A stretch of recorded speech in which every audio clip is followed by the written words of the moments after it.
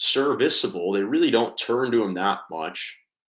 There's only been one time this season that they've given and handed the ball to him more than 15 times.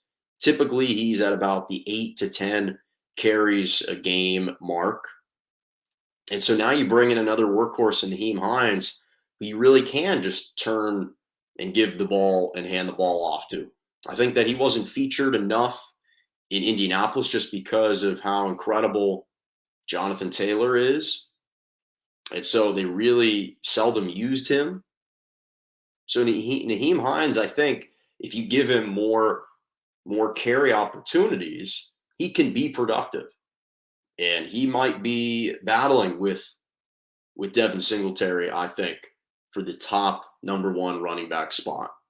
That's personally what I think based on what we've seen from him throughout his career. So you're adding some depth at the running back position. So I like that move if you're the if you're the Buffalo Bills. Now, the Miami Dolphins, I also like one of the moves that they pulled off. They traded for Bradley Chubb of the Denver Broncos, gave up a first-round draft pick in return. But I think this is a great pickup for the Miami Dolphins. And here's the trend that we're seeing. Any team, in particular in the AFC, just because the offenses are so loaded with kind of the frightful QBs that exist within the AFC, whether it's Patrick Mahomes, Josh Allen, Justin Herbert, Joe Burrow, every team that believes they are in Super Bowl contention is acquiring an elite level defensive player. And Bradley Chubb, he already has 5.5 sacks this season. That was the best on the Denver Broncos this season on a really good Denver Broncos defense. He's got 5.5 sacks, a former Pro Bowl linebacker. Yes, he tore his ACL in 2019, but he looks sensational, just like he did in his rookie year in the NFL. And this is a Miami Dolphins team that coming into this week, they were pressuring opposing quarterbacks on 22% of their dropbacks this season, which is fourth lowest in the NFL. Miami has 15 sacks on the season, which is 21st in the NFL. So what does that say? They're trying to apply more pressure. They want guys that can actually get to the quarterback, that can help their defense, especially with pressuring an opposing quarterback. And Bradley Chubb can do that. He can protect against the run. So obviously you have a guy who can get after a guy in Josh Allen, Patrick Mahomes. They can stop the run if you're facing the Baltimore Ravens or the Cincinnati Bengals, teams with a good run game. And now you're pairing Chubb with Jalen Phillips, who was one of the leading tacklers, or is one of the leading tacklers on the Miami Dolphins this season. I like what they're doing.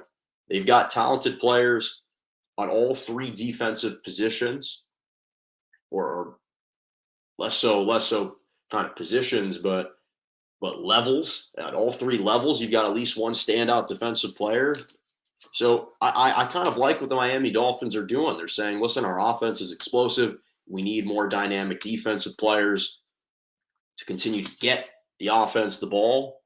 You bring in Bradley Chubb, and he seems like he has a great work ethic, seems like a good kid, just continues to improve every year, and seems to be a good locker room guy as well. So I think this is a nice pickup for the Miami Dolphins. And finally, I like what the Chicago Bears are doing. I understand Roquan Smith was their best player, but I like that they traded him away for draft picks. I like that they made a trade for Chase Claypool. I'm a big Justin Fields guy. I said during the draft, that same draft with Trevor Lawrence and Zach Wilson, I was always extremely bullish on Justin Fields. He just needed an opportunity to flourish. He needed a chance to be surrounded by some weapons. Now, obviously, these draft picks can be turned into weapons. The Bears have at least $100 million in cap space going into this next offseason.